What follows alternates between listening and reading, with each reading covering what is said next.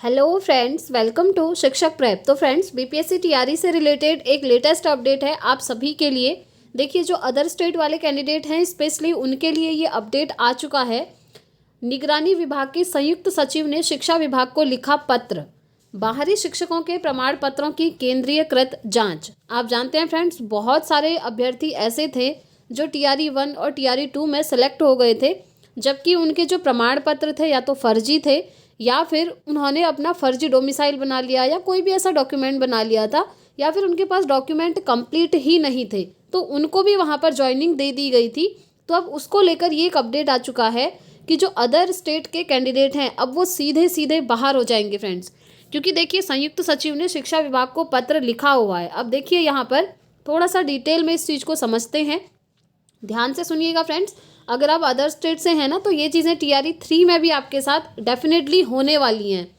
देखिए, भागलपुर समेत पूरे प्रदेश में कार्यरत बिहार लोक सेवा आयोग द्वारा बहाल हुए बाहर के शिक्षकों के प्रमाण पत्रों की अब केंद्रीयकृत जांच कराई जाएगी, यानी कि सेंट्रलाइज्ड जांच होगी। इसको लेकर निगरानी विभाग के संयुक्त सचिव रामाशंकर ने शिक्षा विभाग के अपर मुख्य सचिव को पत्र लिखा है।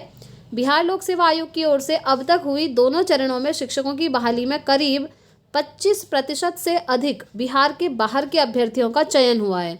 आप जानते हैं फ्रेंड्स, क्योंकि यहाँ पर ऑल ओवर इंडिया के कैंडिडेट एलिजिबल होते हैं, तो अदर स्टेट वालों का सिलेक्शन 25% से भी ज़्यादा हुआ है। आप देख सकते हैं यहाँ पर आगे देखिए, यहाँ पर कहा गया है कि निगरानी विभाग को आशंका है कि इनमें से अधिकांश शिक्षक अभ्यर्थियों को गलत तरीके से आरक्षण का लाभ दिया गया है या फिर इनके प्रमाण पत्रों की जांच उचित तरीके से नहीं कराई गई है, जो कि बिल्कुल सही बात है फ्रेंड्स। और आप देख रहे हैं बहुत सारे अभ्यर्थियों को तो ऑलरेडी बाहर कर दिया गया था, लेकिन अभी ये प्रोसेस आपका सेंट्रल लेवल पर चल गया है, जांच होगी।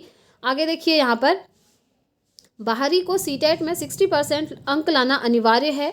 बिहार के बाहर के शिक्षकों को सीटेट में 60% अंक लाना अनिवार्य है, जबकि उन्हें भी सूबे के शिक्षकों को मिलने वाले 5% अंक के आरक्षण का लाभ दिए जाने का मामला कई जिलों से उजागर हुआ है। यानी कि जो अदर स्टेट वाले हैं उन्हें सीटेट में किसी तरीके का आरक्षण नहीं मिलता है बिहार में अगर वो शिक्षक बनना चाहते हैं तो। लेकिन कुछ अदर स्टेट वाले ऐसे हैं जिनको 5% का लाभ दिया गया है सीटेट एग्जाम में, यानी कि कम नंबर पर भी उनको जो है यहाँ पर सेलेक्ट कर लिया गया है, जो कि यहाँ पर मान्य नहीं होता है। ठीक है, सीटेट मार्क्स में जो आरक्षण है ना, वो सिर्फ बिहार के कैंडिडेट्स के लिए है, ना कि अदर स्टेट वालों के लिए। अदर स्टेट को कोई भी आरक्षण नहीं है। देखिए, इसको लेकर संयुक्त सचिव ने दायर एक परिवाद पत्र के हवाले से बीपीएससी से बहाल हुए बिहार के बाहर के सफल अभ्यर्थियों के प्रमाण पत्रों की जांच केंद्रीयकृत तरीके से कराए जाने को कहा है। तो अब सेंट्रल लेवल पर जांच होगी फ्रेंड्स। और एक इन्फॉर्मेशन ये भी आई है कि अगर कोई ऐसे अभ्यर्थी मिलते हैं जिन्होंने फर्जी डॉक्यूमेंट बनाया है, तो उन्हें लाइफ टाइम एग्जाम देने से वंचित कर दिया जाएगा। अभी वो अपडेट जो है आ चुकी है, अभी मेरे पास वो अवेलेबल नहीं है। जैसे ही होगी मैं आप लोगों के साथ शेयर कर दूंगी टेलीग्राम पर। ठीक है, अब देखिए, यहाँ पर कई जिलों ने जांच रिपोर्ट राज्य मुख्यालय को सौंपी थी। बिहार लोक सेवा आयोग की ओर से अब तक हुए 2 चरणों में भागलपुर के 5,567 समेत करीब 2,20,000 बीपीएससी शिक्षकों की बहाली हुई है। शिक्षकों की काउंसलिंग के बाद शिक्षा विभाग की ओर से तत्काल उन्हें प्रशिक्षण के लिए भेज दिया गया था। इसके बाद तुरंत उन्हें स्कूल भी आवंटित कर दिया गया था। दोनों चरण की बहाली की प्रक्रिया संपन्न होने के करीब 6 महीने के बाद कई जिलों से सीटेट परीक्षा में गलत तरीके से प्रदेश के बाहरी शिक्षकों द्वारा 5% आरक्षण का लाभ लिए जाने का मामला सामने आया हुआ है। देखिए, ये सिर्फ सीटेट के मार्क्स की ही बात नहीं है, यहाँ पर बहुत सारे कैंडिडेट ऐसे भी हैं फ्रेंड्स जिन्होंने फर्जी अपना डोमिसाइल वगैरह बना लिया था और बिहार में फिर आरक्षण ले लिया, क्योंकि डोमिसाइल के बेसिस पर आपको आरक्षण मिल जाता है। तो ऐसे कैंडिडेट्स की भी जांच हो रही है। तो कहने का मतलब ये है कि अदर स्टेट वाले अगर किसी भी गलत तरीके से बिहार में शिक्षक बन भी जाते हैं ना, तो उनको बाद में बाहर ही होना होगा। अब देखिए, टीआरई 1 आपका कितना टाइम हो गया हुए, कब से वो लोग वहाँ पर जॉब भी कर रहे हैं, उनकी सैलरी भी आ चुकी है और अब उनको बाहर किया जाएगा। इससे बेटर था जब डॉक्यूमेंट वेरिफिकेशन हुआ था तब इन्होंने अच्छे से जांच करनी चाहिए थी और उन्हें नियुक्ति नहीं देनी चाहिए थी। एटलीस्ट वहाँ पर जो एलिजिबल स्टूडेंट है वो तो ज्वाइनिंग ले पाता, बट ये चीज़ें नहीं हुई, ना ही इन्होंने सप्लीमेंट्री रिजल्ट दिया, है ना। तो ये तो टीआरई 1 और टीआरई 2 की बात हो रही है फ्रेंड्स। अब जब टीआरई 3 आपका हुआ है तो इसमें भी सेम चीज़ें होंगी। अगर कोई बाहर के कैंडिडेट ऐसे होंगे जिनके सीटेट में 90 से कम मार्क्स हैं, या फिर जिनके जो डॉक्यूमेंट हैं वो कंप्लीट नहीं हैं, या फिर किसी ने डॉक्यूमेंट फर्जी बनाया है, वो सब बाहर किए जाएंगे फ्रेंड्स। एक लिस्ट मैंने आपको दिखाई थी, 2 डिस्ट्रिक्ट से आई हुई थी, एक सिवान से, आई थिंक एक भागलपुर से थी, या हाँ ऐसे ही कहीं से थी।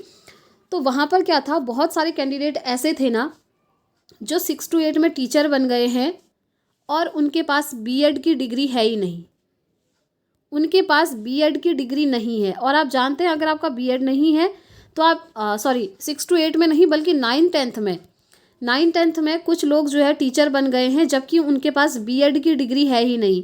और आप जानते हैं बिना बीएड के 9th 10th में आप अपीयर भी नहीं कर सकते, और यहाँ पर लोगों को ज्वाइनिंग तक दे दी गई। अब सोचिए कितने बड़े लेवल पर ये सारी चीज़ें हो रही थी।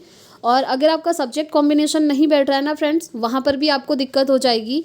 जैसे अगर आप सीटेट में 6 to 8 यानी कि पेपर 2 में एग्ज़ाम दे रहे हैं साइंस और मैथ से, लेकिन अगर आप बीपीएससी टीआरई में 6 to 8 एसएसटी के लिए अपीयर कर देते हैं तो ये यहाँ पर गड़बड़ हो जाएगा, क्योंकि सब्जेक्ट कॉम्बिनेशन नहीं बैठेगा। तो सीटेट पेपर 2 में आपका जो सब्जेक्ट होगा सेम उसी में आप बीपीएससी टीआरई में टीचर बनेंगे, ठीक है।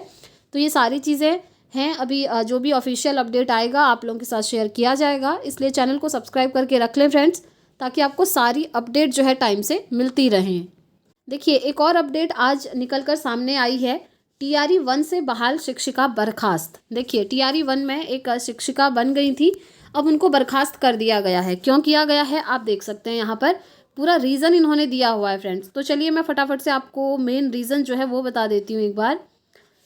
बक्सर बिहार लोक सेवा आयोग की ओर से आयोजित शिक्षक पात्रता परीक्षा के माध्यम से जिले में गुरुजी के पद पर अभ्यर्थियों की बहाली हुई, परंतु इस बहाली में नियमों को ताक पर रखकर नौकरी पाने का प्रयास किया गया। इसमें पकड़ी गई एक शिक्षिका आरती कुमारी को बर्खास्त कर दिया गया है। जिला शिक्षा पदाधिकारी अमरेंद्र पांडे ने बताया कि लगातार यह सूचना प्राप्त हो रही थी कि टीआरई 1 और टीआरई 2 के अंतर्गत नियुक्त विद्यालय अध्यापकों का शिक्षक पात्रता परीक्षा सीटेट और एसटेट में मानक से कम अंक रहने वाले अभ्यर्थी की भी नियुक्ति हुई है। वही बात है, सीटेट 90 से कम वाले और एसटेट 75 से कम वाले, ठीक है। इसके लिए सभी प्रखंड शिक्षा पदाधिकारी को पत्र भेजा गया था। जांच क्रम में सामने आया कि सिमरी प्रखंड के ढकाईच मध्य विद्यालय में कार्यरत शिक्षिका आरती कुमारी का मानक से कम अंक था। महज 45% अंक रहने के बाद भी उनका चयन हो गया। डीईओ ने बताया कि नियम विरुद्ध कार्य होने के कारण उन्हें नौकरी से बर्खास्त कर दिया गया है। साथ ही सभी बीईओ को निर्देश दिया गया है कि इस तरह के अभ्यर्थी को चिन्हित किया जाए और उन पर कार्रवाई की जाए। देख लीजिए फ्रेंड्स यहाँ पर क्या चीज़ें हो रही हैं, तो इन सारी चीज़ों से बच के रहिएगा, क्योंकि देखिए कोई फ़ायदा ही नहीं है। अगर आप एलिजिबल नहीं हैं तो आप फॉर्म फिल मत करिए।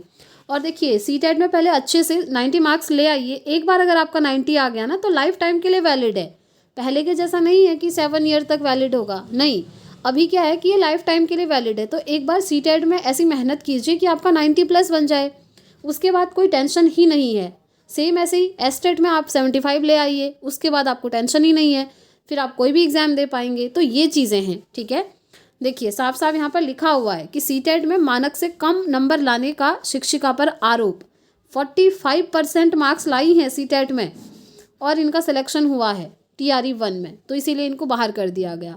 तो ये सारी चीज़ें थी फ्रेंड्स, तो मैंने सोचा आप लोगों के साथ शेयर किया जाए, ताकि जो अदर स्टेट वाले हैं उनमें थोड़ा सा अवेयरनेस आए इन चीज़ों को लेकर। और देखिए अभी टीआरई 4 भी आपका होने वाला है, तो टीआरई 4 में वही कैंडिडेट अपीयर कीजिएगा जिनके सीटेट में 90 मार्क्स हों मिनिमम। 90 के बाद कितने भी हो सकते हैं, 91, 92, वो चीज़ मैटर नहीं करती है। मैटर ये करती है कि आपका सीटेट में 90 होना चाहिए, क्योंकि 90 जो आपका पासिंग मार्क्स माना जाता है। 90 मार्क्स मतलब 60%, ठीक है, क्योंकि 150 मार्क्स का पेपर होता है। तो ये चीज़ें हैं। तो टीआरई 4 की प्रिपरेशन अगर आप करना चाहते हैं तो सीटेट 90 मार्क्स ले आइए, देन आप प्रिपरेशन कर सकते हैं। सीटेट का एग्ज़ाम आप जानते हैं 2 दिन बाद है, 14 दिसंबर को। जिन भी कैंडिडेट ने फॉर्म फिलअप करा है वो अच्छे से एग्ज़ाम दीजिएगा। और सीटेट की क्लासेस भी हमारे चैनल पर हो रही हैं, वहाँ पर आप क्लासेस भी देख सकते हैं, आपको गाइडेंस भी दी जा रही है। तो अच्छे से सीटेट क्वालिफाई कीजिए, देन उसके बाद आप टीआरई 4 में अपीयर कर सकते हैं। तो आज के लिए यही अपडेट था फ्रेंड्स, बाकी जो भी अपडेट आएगा आप लोगों के साथ शेयर किया जाएगा। अभी टीआरई 3 का टीजीटी पीजीटी का रिजल्ट नहीं आया हुआ है और आने वाला है बहुत जल्द। वैसे टीजीटी के लिए कल की डेट दी थी, लेकिन कल लेट नाइट तक भी टीजीटी का रिजल्ट नहीं आया। अब देखते हैं रिजल्ट आपका कब आता है। जैसे ही कोई भी इन्फॉर्मेशन आएगी तो आप लोगों के साथ शेयर कर दिया जाएगा। तो इस वीडियो में इतना ही रखते हैं फ्रेंड्स, मिलता है नेक्स्ट वीडियो में नेक्स्ट अपडेट के साथ। Thanks for watching.